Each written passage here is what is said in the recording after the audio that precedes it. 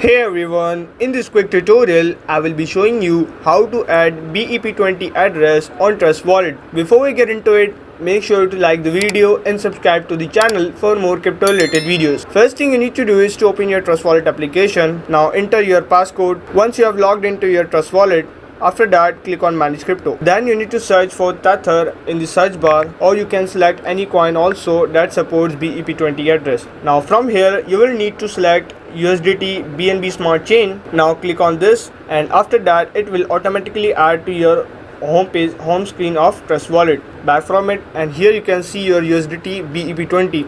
Simply click on this, and after that click on receive, and here you can see your USDT BEP20 wallet address along with the QR code. You can copy this address or share the QR code directly, and that's it. Now you know how to add BEP20 wallet address on Trust Wallet. If this video found you helpful, make sure to like the video and subscribe to the channel for more crypto related videos.